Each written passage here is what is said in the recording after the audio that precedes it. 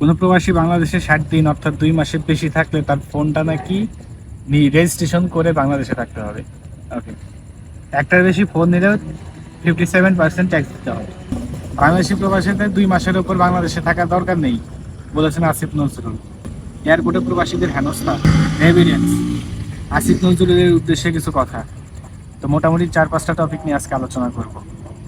তো আশা করি ধৈর্য ধরে ভিডিওটি দেখবেন আর ভিডিওটি যত পারেন আপনারা শেয়ার করে দিবেন।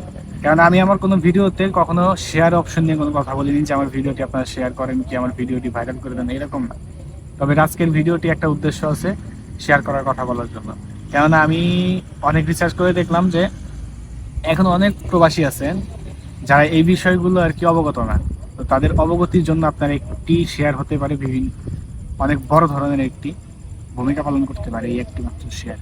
তো যত পারেন আপনার ভিডিওটি শেয়ার করে দিবেন এবং অন্যকে জানার মতো সুযোগ করে দিবেন বিষয়গুলি। ওকে, আমি একে একে পয়েন্টগুলো বলে যাচ্ছি। কোনো প্রবাসী বাংলাদেশে 60 দিনের বেশি অর্থাৎ 2 মাস থাকলে ফোনটা রেজিস্ট্রেশন করে থাকতে হবে। কেন রে ভাই? আমরা কি বাংলাদেশের নাগরিক না? নাকি আমরা বাংলাদেশ থেকে আসছি রোহিঙ্গা? কোনটা? আমার দেশ, আমি যাব, আমি 2 মাস থাকবো না, 5 মাস থাকবো না, 10 মাস থাকবো। অনেক প্রবাসী আছে যারা 10 বছর, 15 বছর, 20 বছর বিদেশ করে একবারে দেশে যায়। তো তারাও কি মাসের পর মাস তাদেরকে ট্যাক্স দিয়ে থাকতে হবে? 2 দিন পর তো ভাই তোরা এই নিয়ম করবি যে বাংলাদেশে যদি কোনো প্রবাসী 2 মাসের পর থাকতে চায় তাহলে তাকেও বাংলাদেশের ভিসা অ্যাপ্লাই করতে হবে। এটা তো তাদের বলতে পারবো না। তোদের প্রবাসীদের সমস্ত কিছু ভালো লাগে আর তোদের প্রবাসীরা কোথায় কেমনে আছে, যে মালয়েশিয়াতে হাজার হাজার প্রবাসী অবৈধ হয়ে পড়ে আছে। কয়টা কথা বলছিস তোরা এদেরকে নিয়ে? উল্টোরা তোরা মালয়েশিয়াতে বাংলাদেশ থেকে লোক ঢোকানোর ব্যবস্থা করতেছিস, নতুন করে সিন্ডিকেট তৈরি করতেছিস। কেন রে ভাই? ওয়েট, আরো কিছু আছে। একটার বেশি ফোন নিলে 57% ট্যাক্স দিতে হবে। কেন? এই যে আমি একটা ফোন ইউজ করতেছি, এই যে আর একটা ফোন, আর যেটাতে ভিডিও হতেছে একটা ফোন, আর নিজেই 3টা ফোন ইউজ করি। তাহলে কিভাবে তুই এই কথাটা বললি যে একজন প্রবাসী একটার বেশি ফোন নিতে পারবে না? তার ফোন নিলে 57% ট্যাক্স দিতে হবে। কেন? টাকা কই দিয়ে বেরোয়? আসিফ নজরুল তোর উদ্দেশ্যে বলতেছি, টাকা কই দিয়ে বাড়ায়?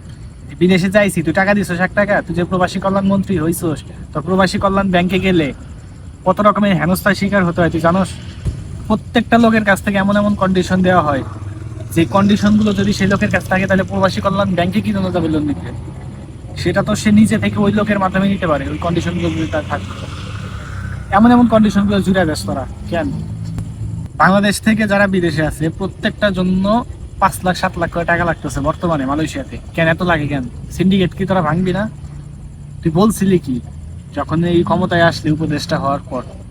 বলছিলি কি উপদেষ্টা হওয়ার আগে তুই? আর এখন করতেছস কি? তুই যে মালয়েশিয়াতে আসলি কিছুদিন আগে, বাংলাদেশি অবৈধ এই যে প্রবাসী পড়ে আছে মালয়েশিয়াতে, কয়টার পক্ষে তুই কথা বলছিস? কয়টা নিয়ে কথা বলছিস? উল্টা wait, কথা আরো আছে, বলবো আস্তে আস্তে। ভিডিওটি সম্পূর্ণভাবে দেখবেন পুরোটা এবং ভিডিওটি যত পারেন আপনারা শেয়ার করে দিবেন। বাংলাদেশি প্রবাসীদের বাংলাদেশে 2 মাসের উপরে থাকার দরকার নেই। দেশ কি তার বাপের? এই তোরে বলতেছে আসিফ নজরুল, দেশ কি তোর বাপের নাকি তার বাপ দাদা কিনে দিয়ে গেছে? আমার দেশ, আমি থাকবো, 2 মাস থাকবো, 5 মাস থাকবো না, 10 মাস থাকবো না, 1 বছর থাকবো। তোর বাপের দেশ তোর বাপের নাকি হাসিনা পালায় গেছে, হাসিনার অবৈধ সন্তান তুই? আমার মুখ দিয়ে খারাপ ভাষা বের হয় না, তবে যে বাধ্য করিস না খারাপ ভাষা বের করানোর জন্য। দেশ কি তোর বাপের? হাসিনার অবৈধ সন্তান তুই বলতে বাধ্য হইতাছি। তুই ক্ষমতায় আসার আগে কি বলছিস আর ক্ষমতায় আসার পরে কি করতেছিস? যেই দেশ প্রায় 70% চলের এভিডেন্সের টাকায়, সেই প্রবাসীদের জন্য তোরা কি করতেছিস? প্রবাসীরা যখন, আচ্ছা তোদের কথা মানলাম যে প্রবাসীরা কিছু টাকার বিনিময়ে যারা অবৈধ চোরাকার বাড়ি আছে তাদের এই কিছু কিছু ফোন তাদের লাগেজে করে নিয়ে যায়। আচ্ছা নিয়ে গেল মানলাম, তোদের কি রাইট আছে যে তাদেরকে জিজ্ঞেস না করে লাগেজ কাটার? এবং এই জিনিসটা করতেছে কয়জন? তোরা এত এত যে সরকারি কর্মকর্তা আসোস, এত এত যে আইনের লোকজন আসোস, এত এত মাথায় বুদ্ধি তোদের, এত বুদ্ধি থাকতে এত চোরাকার বাড়ি হয় কিভাবে ভাই? বাঙালিদের মাথায় না বলে অনেক বুদ্ধি। বলে না যে যত এই গুড় তত মিঠা, যত আসামি থাকবে তার চেয়ে বেশি কঠিন হতে হবে আইনকে। তুই আইনকে কঠিন করতে গিয়া সাধারণ পাবলিককে কেন হেনস্থা করস? যদি তোর ফোন ধরা পড়ে, তুই ফোন নিবি, ফোনের সাথে সাথে অন্য অন্য জিনিস কেন লাগেজ থেকে হারায়? কেন জিজ্ঞেস না করে লাগেজ কাটা হয়? কেন লাগেজ বিমান থেকে নামানোর সময় সাবধানে নামানো হয় না, ইচ্ছা মতো ফালাই দেওয়া হয়? কেন এরকম কেন? তোর বাংলাদেশ বিমান থেকে, যখন এয়ারপোর্টে বাংলাদেশ বিমান থেকে লাগেজটা নামানো হয়, লাগেজ নামানো থেকে শুরু করে একজন প্রবাসী তার লাগেজ হাতে পাওয়া পর্যন্ত A to Z খুব সহি সালামতে পৌঁছে দেওয়ার দায়িত্ব থাকে এয়ারপোর্ট কর্তৃপক্ষের। আমার তো মনে হয় না ওইখানে কোনো সিসিটিভি ক্যামেরা আছে, আর যদি থেকেও থাকে সিসিটিভি ক্যামেরা নষ্ট। কারণ ওটা যদি থাকতো, আর তার সাথে বড় কথা, চোর পালে তোরা তোরা চোর পালস ওই জায়গায়। চোর যদি নাই পালতি, তাহলে এতগুলা যে কাজ হইতেছে, এত এত প্রবাসীদের অভিযোগ যাইতেছে। আর তুই কি বললি, মানে প্রবাসীরা ইদানিং বেশি বেশি করতেছে, একটা লিমিট থাকা দরকার। এই বান্দির বলা, মুখ খারাপ করতে চাই না, প্রবাসীরা বেশি বেশি করতেছে, তুই কি জিজ্ঞেস করে লাগেজ কাটোস? আর লাগেজ কাটোস যেই কারণে, ওই কারণ ব্যতীত অন্য অন্য জিনিস খুঁজে পাওয়া যায় না কেন? অন্যান্য জিনিস কি জন্য হারায়? মায়ের জন্য খাবার নিয়ে যাবে, সেই খাবার কি জন্য খায়? আমি এই ধরনের ভিডিও কখনো বানাই নাই। ইদানিং যে ধরনের কথাবার্তায় বাংলাদেশে এই আসিফ নজরুল শুরু করছে, যে ধরনের আইন কানুন, এই আইন কানুনের জন্য আমি ইদানিং এই ভয়েসটা দিতেছি। আমি লাইফে কোনোদিন আমি প্রবাসীদের নিয়ে বা এই যে আজকে যে ধরনের ভিডিও করতেছি, জাস্ট 3টা ভিডিও বানালাম আজকেরটা দিয়ে। আজকে একটা, 2024 সালে 2টা বানাইছিলাম। 3টা ভিডিও ব্যতীত এই প্রবাস নিয়ে প্রায় প্রতিবাদীমূলক ভিডিও একটা বানাইনি আমি। চাইলে আপনারা চেক করে দেখতে পারেন। ওকে, আরো বলি, রেভিডেন্স। ওকে, সারা বছর খোঁজ থাকে না প্রবাসীরা কোথায় কি করতেছে না করতেছে। যে প্রবাসীরা যে এত এত টাকা কামাই করে, তোরা এত এত টাকা কামাই করে এত এত রেভিডেন্স পাঠায়, খাইতে তো ভালোই লাগে রে ভাই, প্রবাসী করে ভালো লাগে না কেন? এই যে প্রবাসীরা যে প্রবাসে বসে থাকে, দিনের পর দিন, মাসের পর মাস, কত রকমের অপমান, লাঞ্ছনা বাঞ্ছনা সহ্য করে যে টাকা ইনকাম করে, এটা কি তোদের ধারণা আছে? আমার মনে হয় কি, ওই আসিফ নজরুল আছে না, ওর বউ আর সন্তানকে বিদেশে পাঠানো হোক, এবং ওরা যে কামাইটা করবে ওটা দিয়ে রেমিটেন্স চালায়, দেখো কেমন লাগে। সেই দিনের পর দিন, মাসের পর মাস, বছরের পর বছর কত লাঞ্ছনা বঞ্চনা অপমান সহ্য করে, রোদ নাই, বৃষ্টি নাই, ঝড় নাই, সহ্য করে টাকা ইনকাম করে। সে টাকার মর্ম তোরা কি বুঝবি? সে টাকা দিয়ে সে একটা ফোন কিনুক, 10টা ফোন কিনুক, 5টা ফোন কিনুক, তুই ফোন দেখবি লিগেল আছে কিনা, সে লিগেল পথে ফোনটা কিনছে কিনা। যখন ফোনটা কেনা হয়, এই দেশের ট্যাক্স ভ্যাট যা লাগে সমস্ত কিছু দিয়ে কেনা হয়। এই দেশে কখনো আটকায় না, তোদের দেশে কি জন্য আটকায়? কি জন্য আটকাইবো এই জিনিসটা? আমরা বুঝা। এর মধ্যে কিছু দালাল আছে, আমার কমেন্টে এসে মানে ইচ্ছা মতো কথা বলবে। যারাই কথা বলবে তারাই আওয়ামী লীগের দোষ, আওয়ামী লীগের চামচা তারা হবে, কথা তারা বলবে। একজন প্রবাসী দিনের পর দিন, মাসের পর মাস এখানে বসে কত কষ্ট করে টাকা ইনকাম করে। তার কি মন চায় না যে আমার একটা ভাই আছে, আমার একটা বোন আছে, আমার একটা এই আত্মীয় স্বজন আছে, তাদেরকে একটা করে ফোন দিব? চায় না? একজন প্রবাসী যদি 10 বছর বিদেশ করে, 10 বছর পরে যদি কেউ দেশে যেতে চায়, সে কি একটা ফোন নিয়ে যাবে? এই যে আমি নিজেই তো 3টা ফোন ইউজ করি, আমার হাতে 2টা আর একটা দিয়ে রেকর্ড হইতেছে, আমি নিজেই 3টা ফোন ইউজ করি। তাহলে কিভাবে এই কথাটা হইলো যে একটা ফোন নিয়ে যাবো? আমি কি আমার 2টা ফোন ফালাই দিয়ে দেবো মালয়েশিয়াতে? টাকা দিয়ে কিনছি ভাই, ঘাম ঝরানো টাকা দিয়ে, মানে না কিনি নাই। যে তোদের কথা মতো আমরা চলবো, আমাদের কথা মতো, আমরা প্রবাসীদের কথা মতো তোদের চলতে হবে। কারণ আমাদের রেমিটেন্সের টাকা দিয়ে তোরা চলস। এই যে রেমিটেন্স বন্ধ করে দিছি না, বেশি না, 2টা মাস যদি আমরা রেমিটেন্স বন্ধ করে দিই না, ওই যে কথায় আছে না, কুত্তার সামনে যখন হাড্ডি রাখা হয়, কুত্তা কিন্তু 10 হাত জিবা বাইর করে দেয়। এই যে মাসের 5 তারিখ 4 তারিখ, মাসের শেষের দিকে বেতন পাওয়ার সময় হয়ে গেছে, তাদের জিবা এরকম করে বের হয়ে আইছে। লাভ নাই, সামনে কোনো হাড্ডি নাই, ঠিক আছে? এই হাড্ডি থাকবে অব্যাহত যে কয়েকদিন পর্যন্ত প্রবাসীদের কথা মতো তোরা না চলবি, যে কয়েকদিন পর্যন্ত না এই রুলস গুলো তোরা তুলে নিবি এবং পরিবর্তন করে দিবি। এবং পরিবর্তন করে কি কি দিবি সেটা প্রবাসীদের দাবির মধ্যে কিন্তু উল্লেখ করা আছে, ঠিক আছে?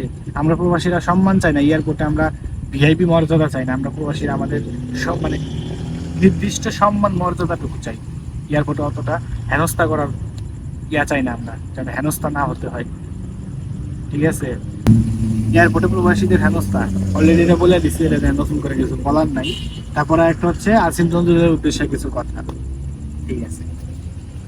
আসিফ নজরুল, আপনি যখন ফার্স্ট টাইম ক্ষমতায় আসলেন তখন ভাবছিলাম প্রবাসীদের জন্য অনেক কিছু করবেন, কারণ ফার্স্ট টাইম আপনি ঢোকার আগেও যেসব কথাগুলো বলছেন এবং ঢোকার পরে যেসব কথাগুলো বলছেন প্রত্যেকটা প্রবাসীর হৃদয় ছোঁয়ার মতো কথাগুলো বলছেন, কিন্তু এখন বর্তমানে এসে তারা মুখ করতে হইতেছে, তারা ভাষা খারাপ করে কথা বলতে হইতেছে কেন জানো? তার এই সমস্ত কার্যকলাপগুলোর জন্য। বাংলাদেশে কি জন্য 2 মাসের উপরে থাকলে ফোন রেজিস্ট্রেশন করতে হবে? যখন আমি ফোন বাংলাদেশে রেজিস্ট্রেশন করব 2 মাসের উপরে গিয়ে, আমার বাংলাদেশে যদি যাই 2টা মাস, একজন প্রবাসী যদি 10 বছর বিদেশ করার পরে বিদেশে এই দেশে যায়, দেশে যাওয়ার পরে তার 2টা মাস প্রত্যেকটা মিনিট তার স্পেশাল থাকে। সে প্রত্যেকটা মিনিট মানে 2 মাসের মধ্যে একটা মিনিট সে পরিবারের বাইরে কাটাতে যায় না। কেন চায় না? কারণ 10 বছর পরিবারের বাইরে ছিল। এই মর্মগুলো তোরা কি বুঝবি? এই ফিলিংস গুলো তোরা কি বুঝবি? তোরা তো খাস এসি রুমের মধ্যে বসে এভিডেন্স বানানো বন্ধ করে দিলে এসি কেন, পাখাও জ্বলবো না, বৈদ্যুতিক পাখাও জ্বলবো না। ঠিক আছে, এটা মাথায় রাখিস।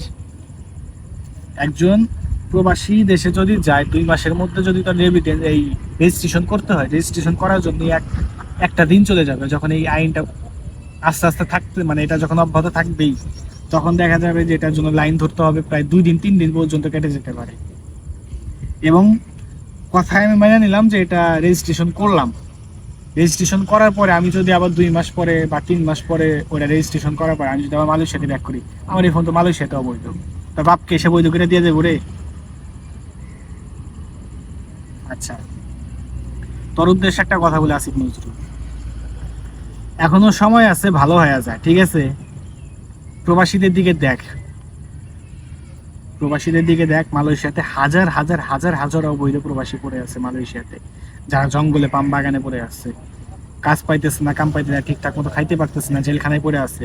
বাংলাদেশ হাই কমিশন মাসে একবারও গেতেছে না তাদেরকে দেখার জন্য, তাদের ক্ষেত্রে কোনো পদক্ষেপ নেওয়ার জন্য। তুই মালয়েশিয়াতে আসলি নতুন করে কলিং খোলার জন্য। কেন মালয়েশিয়াতে যে এতগুলো অবৈধ আছে তোর মাথার মধ্যে কি নাই এগুলা? ডক্টর ইউনূস স্যার এই কথা নিজে বলছেন যে বাংলাদেশের অর্থনৈতিক চাকা ঘোরার পেছনে প্রবাসীদের অবদান সবচেয়ে বেশি। এখন তুই আমারে বল যে তুই যে কার্যকলাপ গুলা করতেছিস এর জন্য তোর কি পাও না, আর আমাদের কি দাও না? বল। এখনো সময় আছে, ভালো হয়ে যা। ঠিক আছে, আর যে কাজগুলো তুই এখনো করছিস এটা যদি এখন তুই পরিবর্তনও করিস, তারপর প্রবাসীদের সামনে পড়িস। কারণ তুই তোর পদে জয়েন করার সময় একটা কথা বলে নিছিস যে আমি প্রবাসীদের জন্য জানি না কতটুকু করতে পারবো, তবে আমি জীবন দিয়ে চেষ্টা করবো যেন তাদের হৃদয়ে জায়গা করে নিতে পারি, এবং তাদের হৃদয়ে জায়গা করে নিতে পারলে আল্লাহ খুশি। ঠিক আছে, এখন কথা হচ্ছে যে ভাই, আমরা প্রত্যেকটা প্রবাসী তোকে মানে অনেক ভালোবাসি, তোকে একবার দেখার খুব ইচ্ছা। যদি দেখতে পাইতাম না বুকে জড়াইয়া নিতাম, ছাড়তাম না কখনো। তাহলে একটা বলছে কেন, একাই যদি জড়াইয়া রেখে না ছাড়ি, লক্ষ লক্ষ প্রবাসী আছে, তারা যদি সবাই জড়াইয়া ধরে তুই থাকতে পারবি ভাই? জড়াইয়া ধরাটা কিন্তু মোটেও সাক্ষাৎকারমূলক বা ভালোবাসার জড়াইয়া ধরার কথা বলি নাই। ঠিক আছে, কথাটা মাথায় সেভ। তাই বললাম প্রবাসীদের সামনে পড়িস না। আর যত দ্রুত সম্ভব এই আইনগুলা চেঞ্জ কর, যদি করতে পারোস কর, আদারওয়াইজ তুই তোর পদ থেকে এখনই পদত্যাগ করবি। আমরা এই পদে এমন একজন লোককে চাই যে টোটালি ভাবে, তার মেন্টালিটি থাকবে প্রবাসীদেরকে নিয়ে, যে প্রবাসীদেরকে নিয়ে ভাববে প্রবাসীদের একটা মানে যে কোনো সমস্যা হলে। কারণ একটা প্রবাসী বাংলাদেশের অর্থনৈতিক চাকা সচল রাখে। এখন সেই প্রবাসীকে প্রবাস জীবন থেকে মৃত্যু পর্যন্ত A to Z বাংলাদেশকে দায়বহ নিতে হবে। এখন একজন ব্যক্তি বাংলাদেশে এই মালয়েশিয়াতে বা যে কোনো প্রবাসে মারা গেলে তাকে দেশে নিতেও নাকি বিল পে করতে হয়। কেন বিল পে করতে হবে কেন? বাংলাদেশ হাই কমিশন কি পারে না এদেরকে ফ্রিতে নিয়ে যাওয়ার ব্যবস্থা করতে?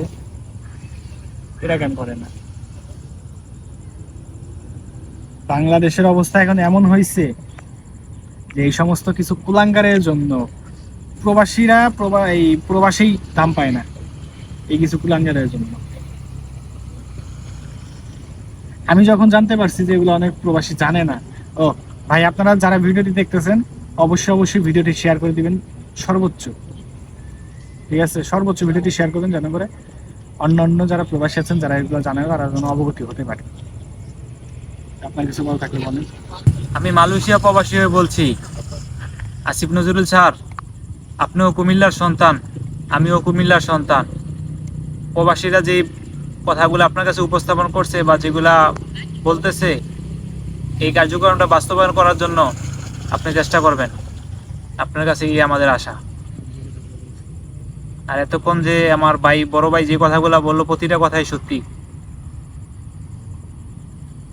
এখনো সময় আছে, যত দ্রুত সম্ভব প্রবাসীদের যে দাবিগুলো বাস্তবায়ন করার চেষ্টা করেন, ঠিক আছে? আর আমি এই কথার মধ্যে অনেক খারাপ ভাষা ইউজ করছি, আমি মানি, এবং এই খারাপ ভাষাগুলো আপনার পাও না। অনেকটা ক্ষোভ ছিল ভিতরে, যেগুলো ঝেড়ে ফেলছি। এখনো অনেকটা ক্ষোভ ভিতরে আছে, কারণ সবকিছু আর ভিডিওতে বলা যায় না, এক ভিডিওতে। তারপরে যতটুকু ক্ষোভ প্রকাশ করার করে ফেলছি। এর মধ্যে অনেক খারাপ কথা বলছি, যাদের খারাপ লাগবে ক্ষমা দৃষ্টিতে দেখবেন ভিডিওর এই আমার কথাগুলা। আর আসিফ নজরুল স্যারকে বলি, আপনি যখন এই জিনিসগুলো পরিবর্তন করে প্রবাসীরা যে দাবিগুলো তুলে ধরছেন, এই জিনিসগুলো যখন বাস্তবায়নের চেষ্টা করবেন, এবং প্রবাসীরাই আপনাদেরকে মাথায় তুলে নাচাবে। আর যদি উল্টাপাল্টা কিছু করেন না, ওই যে অলরেডি তো বুঝে ফেলাইছেন বাংলাদেশের রেমিটেন্স পাঠানো বন্ধ করছে, 2 দিনে কি পরিমাণ রেমিটেন্সে আপনার রিজার্ভ কমে গেছে বাংলাদেশ ব্যাংকে। যদি বেশি না, 2 বছর, 2টা মাস যদি আপনার এটা অব্যাহত থাকে না, থালা হাতে নিয়ে বসতে হইবে মাঠে, ঠিক আছে? এখনো সময় আছে, নাহলে অলরেডি কিন্তু বুঝা ফেলাইছেন এই মাত্র 2 দিনে কি অবস্থা হয়েছে। আর বাকিগুলা দিন যদি দেখতে চান, তাহলে আপনারা যে কার্যক্রম শুরু করছেন কন্টিনিউ করতে থাকেন, সামনে বাস্তবতা দেখতে পারবেন, ঠিক আছে? ভালো থাকবেন, বাই।